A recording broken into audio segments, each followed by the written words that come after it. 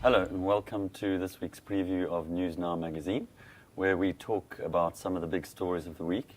My name's Adam Cook and I'm joined by two of our journalists, Jane Surtees and Bonola Modise. Good morning. Welcome. Good morning. Right, the first big story that we're really going to talk about is an in-depth that we have this week on Christianity and how it has fundamentally changed in the last few decades.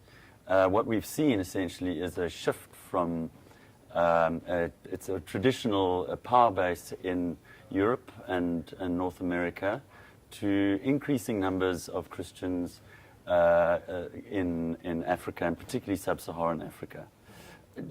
Jane, what are some of the trends, some of the numbers that have come out in terms of how this shift takes place?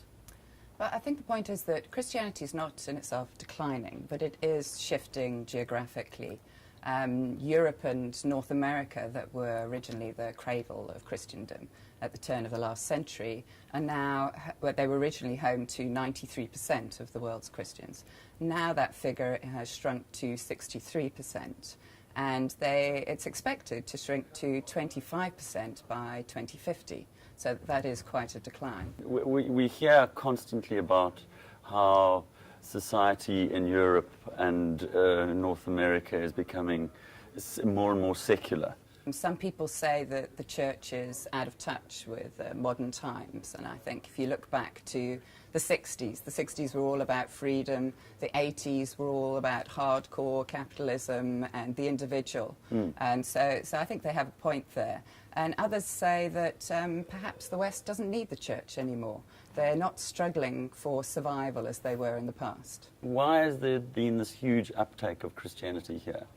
I think when you look at the fact that in that region specifically, there's so much poverty and people dearly need something that they can hang on to.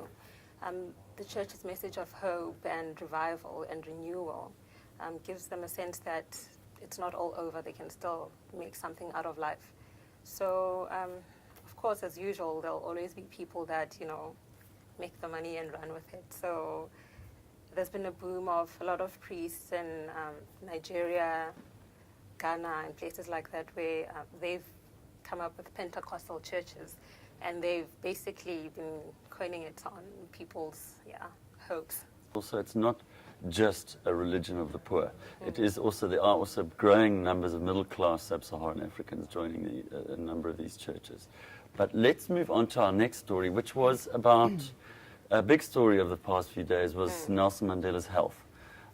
He was admitted to one military hospital in Tshwane. He is now safely back home. Jane, what was different about this time? The difference this time was the way the media handled the incident, and that was due to being given the information to be able to handle the incident. Before, when he went into hospital in January last year, there was panic because there was no news. Everything was so vague, and there was this space for speculation and hysteria that was it. But this time around, the government handled things much better. They offered a lot of information on a regular basis, and that left less room, at least locally anyway, in the local press, for that speculation and hysteria. Somehow our moral centre dies with him. Bonola, what do you make of this? I'm just glad it happened during the weekend, because then the stock market didn't have to pinch. So it could have been really a mess if it had happened during the week. So, but with that said, I feel they just blow things out of proportion. It could have been toned down a bit less.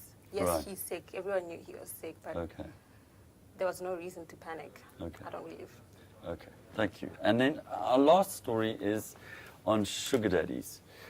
We have a story about how there's been this huge growth in internet dating sites, specifically in America, and they're targeted at sugar daddies.